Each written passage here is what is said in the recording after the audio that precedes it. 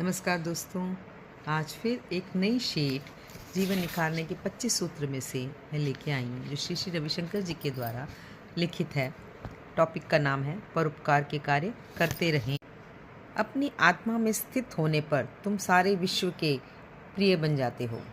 आत्मा भौतिक द्रव्य को आकर्षित करती है और भौतिक द्रव्य आत्मा को। ये दोनों एक दूसरे के लिए बने हैं। ये एक दूसरे का समर्थन करते हैं।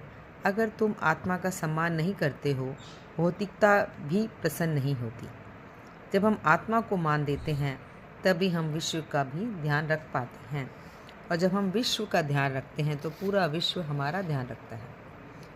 तुम क्रिसमस वृक्ष की तरह हो जाते हो। वर्ष के इस ऐसे वक्त जब कोई भी वृक्ष कुछ फल नहीं देता, ये वृक्ष बहुत से उपहार लिए रहता है। क्रिसमस वृक्ष उपहार, रोशनी स्वयं के लिए नहीं लाता। उसी प्रकार जीवन में भी जो भी उपहार तुम्हारे पास है, वह दूसरे के लिए होते हैं।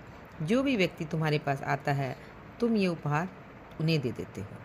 जब तुम दयालु होते हो, तुम अपने स्वभाव में होते हो।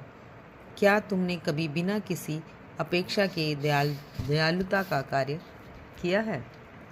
हमारी सेवा यांत्रिक नहीं होनी चाहिए।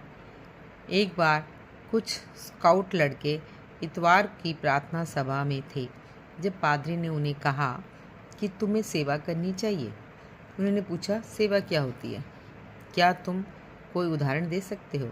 तो पादरी ने कहा, मानो कि कोई बूढ़ी महिला सड़क पार करके जाना चाहती है, तो ऐसा करने में उसकी सहायता करना। तो वे लड़के एक सप्ताह तक देखते रहे कि कोई ऐसी महिला मिले, लेकिन नहीं मिली। एक दिन उन चारों को एक ऐसी महिला मिली जो फुटपाथ पे चल रही थी। एक लड़के ने जाकर उससे पूछा, क्या आपको सड़क पार करनी है? तो महिला ने कहा नहीं। तो वह निराश हो गए। और दूसरा लड़का गया, उसने भी वही पूछा, ये सोचते हुए कि शायद पहले वाले लड़के ने ठीक से नहीं पूछा था। महिला ने कुछ उलझन महसूस की। उसे आश्चर्य हुआ कि उससे ऐसा क्यों पूछा जा रहा है, लेकिन वह उसने उनको अनुमति दे दी। वह सड़क पार करा सकते हैं। जब वह दूसरी तरफ पहुंच गए, तो तीसरे लड़के ने आकर पूछा, क्या तुम सड़क के उस तरफ जाना चाहोगी? तो वह फिर सचमुच परेशान हो गई। जब चौथे ने आकर पूछा, तो वो चिल्ला पड़ी और भाग गई। उपकार के कार्यों की योजना नहीं बनाते, बस तुरंत कर देते हैं।